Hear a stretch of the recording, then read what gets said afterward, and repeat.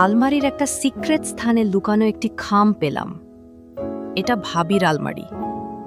সন্দেহ নয়, কৌতূহল থেকেই খামটা হাতে নিলাম, যদিও বুঝতে পেরেছি এটা একদম উচিত নয় আমার।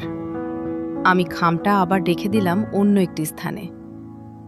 যেহেতু ভাবি বাসায় নেই, পরেও এটা দেখা যাবে। ব্যস্ততার জন্য রুম থেকে দ্রুত বের হয়ে গেলাম। হাতে ভাবির একটি নতুন শাড়ি। এই শাড়িটির জন্যই আলমারিটি খোলা হলো। প্রতিবার ভাবি বাসার বাইরে যেতে স্টিলের আলমারির চাবিটি সাথে করে নিয়ে যায়। এ নিয়ে আমাদের কারো মাঝেই কোনো প্রশ্ন নেই, কেননা এই আলমারিতে ভাইয়া ও ভাবি ছাড়া আমাদের কারোই কোনো কিছু নেই। তো ভাবি এবার যাওয়ার সময় বললাম, তোমার সবুজ জামদানি শাড়িটি আমার বেশ পছন্দ, বাইরে রেখে যাও, বন্ধু দীপার ভাতিজির জন্মদিনে পরে যাব। ভাবি প্রীতিময় কণ্ঠে বলল, আমি চাবি রেখে যাব, তোর যেটা ভালো লাগে নিয়ে নিস।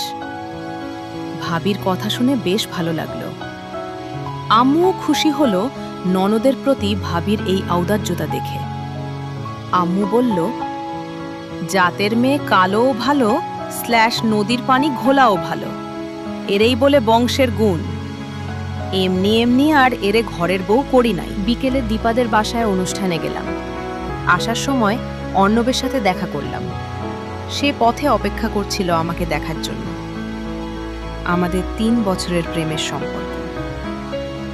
কিছুদিন পরেই সেই প্রণয়ের শুভ পরিণয় ঘটবে। পারিবারিকভাবে দুপক্ষের কথাবার্তা প্রায় চূড়ান্ত। সামনের ভালো দিন দেখে পানচিনির অনুষ্ঠান হবে। অর্ণব আমার হাত ধরে শিহরিত গলায় বলল, প্রীতি, ইস, তোমাকে সবুজ শাড়িতে স্বর্গের সবুজ পরি লাগছে। তোমাকে সবসময় 3 পিস পরা দেখি, তাই আজ শাড়ি পরা তোমাকে দেখার লোভ সামলাতে পারিনি।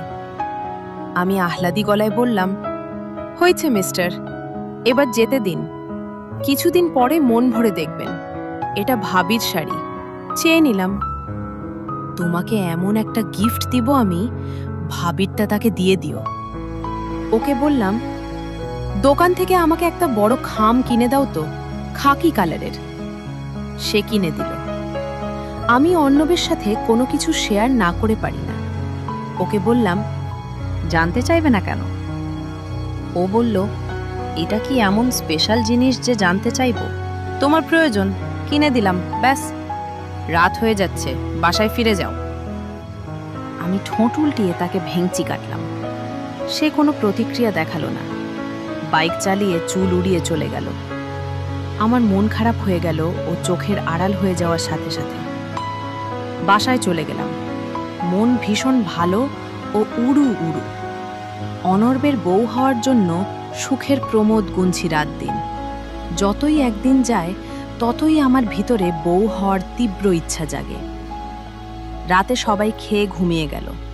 সবাই বলতে আম্মু, আব্বু ও ছোট বোন। আমি দিনের চেয়ে রাত উপভোগ করি বেশি। রাত আমার অধিক প্রিয়। নিশিরাত বাঁকাচাঁদ গানটি গুনগুনিয়ে গাইতে গাইতে ভাবির রুমে গেলাম। গিয়ে চুপি চুপি সেই খামটা বের করে নিলাম। আমার রুমে গিয়ে দরজা ভিড়িয়ে দিলাম। খামটা খুলে নিলাম যত্ন করে। একটি রোম্যান্টিক প্রেমের চিঠি। পড়া শেষে আমার কেনা খামটাতে রেখে আবার মুখ শিল করে দিব গরম ভাত বা আঠা দিয়ে। ছেঁড়া খামে রেখে দিলে তো ধরা পড়ে যাব। এমনিতেই ভাবির ব্যক্তিগত জিনিসে হাত দিয়ে অপরাধ করে ফেলেছি।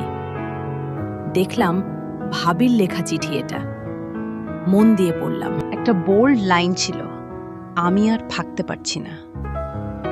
ভাবলাম হয়তো ভাবির আগে কোনো ছেলের সাথে প্রেম ছিল, এ জাতীয় কিছু হবে।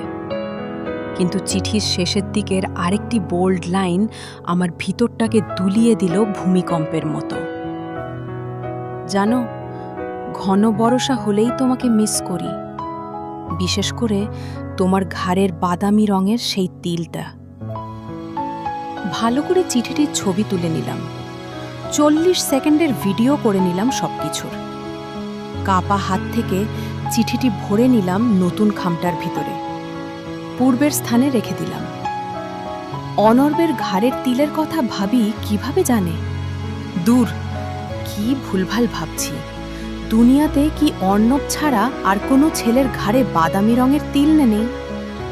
এক অদ্ভুত বিভ্রান্তিকর চোখে ঠায় তাকিয়ে রইলাম দেয়ালের একটি ফ্রেমে বাধাই করা ছবির দিকে। আমাদের ভিডিওগুলো ভালো লাগলে অবশ্যই ভিডিওটিতে লাইক করে পেজটিকে ফলো করে আমাদের পাশেই থাকুন।